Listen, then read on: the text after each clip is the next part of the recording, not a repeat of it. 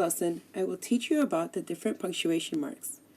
Let me start by defining what are punctuation marks. Punctuation marks are signs or symbols we use in writing. These marks make the sentences clearer and more meaningful for the reader. Punctuation shows us how to structure sentences and how each sentence should be read. Punctuation allows the author's writing to be easy and to read and for it to be more understandable for the reader. Before I begin, I will pronounce each mark, and it's best you repeat them after me. First one is period or full stop.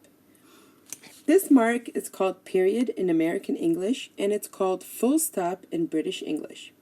Next we have comma, colon, question mark, quotation marks, exclamation point, parentheses, and apostrophe. Again, period or full stop, comma, colon, question mark, quotation marks, exclamation point, parentheses, and apostrophe. I'll start with period or full stop. Rule number 1. Use at the end of a complete sentence. For example, I went to the store for groceries. Full stop. Rule number 2. Use at the end of an indirect question. For example, he asked where the milk was. He asked where the milk was. Full stop. Comma. Rule number 1. Use a comma to separate words or items in a list. For example, she has 2 dogs, 3 cats, 1 bird, and 5 fish in her house. Rule number 2. Use a comma to separate a city from its state. Example, I am from East Lansing, Michigan. So we have the city, which is East Lansing, and the state is Michigan. Rule number 3. Use a comma to separate the day of the month from the year. For example, he was born on August 4th, 1990. So we have the comma after the day. Rule number 5. Use a comma to separate 2 adjectives describing words when the word and can be inserted between them. For example, she was a young, beautiful dog. She was a young and beautiful dog. So instead of putting and, we use a comma. Question mark. Rule number 1. Use a question mark only after a direct question. That's the only time we use a question mark. For example, will you come over after school? That's a direct question, so we put a question mark after that. Will you come over after school? Question mark. Exclamation point.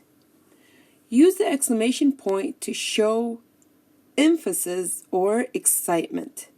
For example, summer is in 3 months. You are excited and you're saying summer is in 3 months. We use the exclamation point. Quotation marks. Rule number 1. Use quotation marks to set off a direct question. For example, what is your favorite color? She asked. So when we are writing as someone speaking, we put quotation marks. Whether it was you or someone else, whatever their sentence is, we put quotation marks at the beginning and at the end. What is your favorite color? Quotation marks. We have quotation marks and we have a question mark because it's a direct question as well. And then she asked and then full stop. Rule number 2. Periods and commas always go inside quotation marks, as I have the example above. So again, periods and commas always go inside quotation marks. So whenever we write quotation marks for what someone is saying, we add a period and we add a comma. Periods, and commas always go inside quotation marks. This point we cannot forget, or this rule cannot forget it. For example, I don't want to go to school today, Alan said. So here, someone said a sentence, I don't want to go to school today. We have quotation marks, and we have a comma after what they said, and we have a full stop after who said it. Again, I don't want to go to school today, Alan said. Do you see how I paused and then I said Alan said and then I stopped as the sentence is done over with? Quotation marks are very important and we must be careful using them, and we have to remember that periods and commas always go inside quotation marks. Next we have colon. Colon, rule number 1, to use a colon. Use the colon after a complete sentence to introduce a list of items. For example, on my trip I will bring clothes, a pillow, a sleeping bag, a toothbrush, and my teddy bear. So, we're writing a sentence, and in the sentence you're indicating more than one item. So instead of saying, I will bring clothes and a pillow and a sleeping bag and a toothbrush and my teddy bear, no, we can shorten that by putting a colon, and when you write a colon, you are describing more than one thing after the colon. So you have clothes, a pillow, a sleeping bag, a toothbrush, and my teddy bear. Rule number 2. Use the colon after greeting of the person's name in a business letter.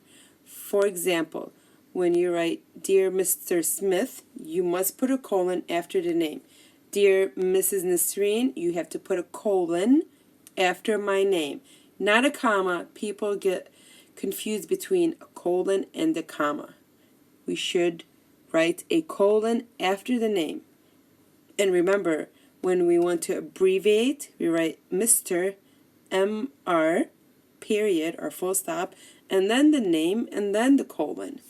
Or if it's Mrs. or if it's Miss, we write MS full stop, and then the name, and then the colon.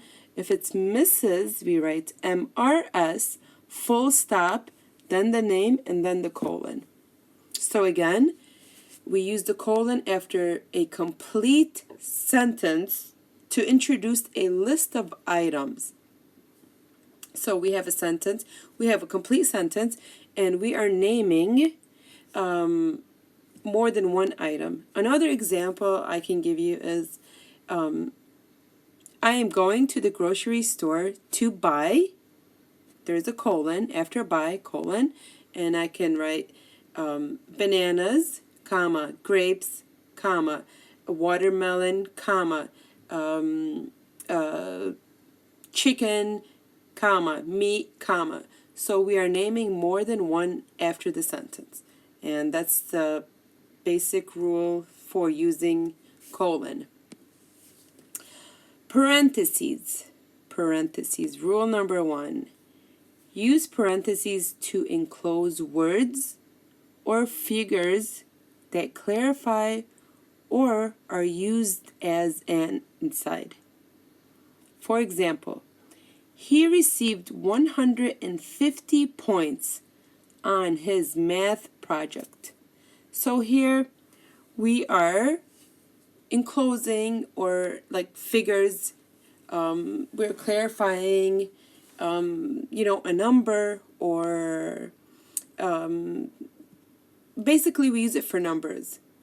So parentheses, we use parentheses to enclose words or figures that clarify or are used as an aside. Apostrophe. Rule number 1 for using apostrophe. Use the apostrophe when combining two words. Use the apostrophe for combining two words. It is always placed in the spot where the letter or letters have been removed. For example, and we've taken this, we know these words as contractions. She's. She's is really she is. But to contract these two words into one shorter word, we write she's. S-H-E apostrophe S. Contracted for she is. Only allowed candy on Friday. She's only allowed candy on Friday. Rule number 2. Use the apostrophe to show possession. What does possession mean?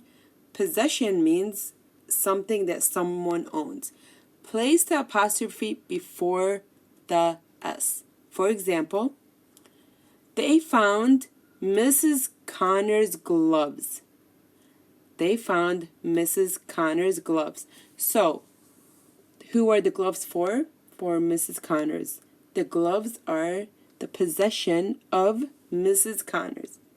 So, when we say they found Mrs. Connor's gloves, we are showing that the possession, the gloves are for Mrs. Connors. So, rule number 1, we use the apostrophe place in the spot where the letters have been removed, contracting two words to one word. And the second rule is when we are showing possession. Place the apostrophe before the S. Now, this is to test your knowledge. After reading the examples, place the proper punctuation in the blank. Now, I will give you some examples on the next page, and pay attention to where the period, comma, question mark, exclamation point, quotation marks, the semicolon, and the parentheses. Make sure and please study these very well. Remember, the 7 types of punctuations include period, comma, question mark, exclamation point, quotation marks, semicolon, and parentheses. This is for your own practice. The teacher asked him to sit next to her. So this is just a direct sentence. We have the full stop or period at the end of the sentence. They don't have school on Saturday. So instead of saying they do not have school on Saturday, we are putting the comma instead of the O for do not. So it becomes, we're contracting do not to one word, which becomes don't. They don't have school on Saturday. The next example, she was born on April 30th, comma, 1990. So remember, we must put the comma after the day, and period after the year. The next example, dear Mrs. White. And then we have the colon. Dear Mrs. White. Our next example, I don't feel well today, Adam said. So here we are using parentheses, the quotation marks. Quotation marks, we said, when someone is saying something, I don't feel well today. That is someone stating something. So remember, we always use a comma and we use a period inside quotation marks. I don't feel well today, comma, Adam said, full stop. Next example. I pulled out my own tooth. I pulled my own tooth out. We have an exclamation mark. That's someone stating something. When you say something, you can't put an exclamation mark at the end.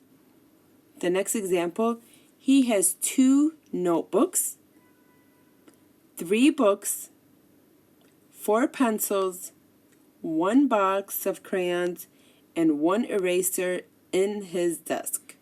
Now we are stating more than one item, so we put a comma between each item. Instead of saying, he has 2 notebooks and 3 books and 4 pencils and 1 box of crayons and 1 eraser, instead of putting and, we just put a comma to make it so we're not repeating the same word over again.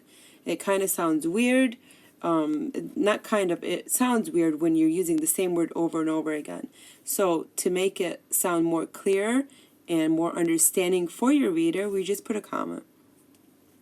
And the next example, they helped color Katie's project. So here we are also talking about the possession of Katie's. What is the possession of Katie's? It's her project. So they're helping her color her project. So remember, we put a S and we put a comma before the S. The next example is, I ate 4 brownies today. This is a direct sentence and full stop, period. And that is it for that sentence. I have some more examples for you. Will you play with me during recess? Anna asked. So here we have someone saying something. So we said we put it in quotation marks. And because it's a question, she's asking a question. We also have a question mark. And we have a period after what Anna said. So Anna asked, we have full stop. Moving along to our next example. For my birthday, we have comma. She is stating what she had for her birthday. So we said when we're counting more than one thing, or when we're trying to say more than one thing in our sentence, we use a hyphen and we say I had cake, ice cream, candy, pop, and snow cones. So we are stating more than one item. So when we state more than one item, we put a hyphen, and then we count whatever we want to say in our sentence. Our next example is, she is able to count to 120 during math class. She is able to count to 120 during math class. So we are stating a number, so we put it in parentheses. Our next example is, he lives in Lansing, Michigan.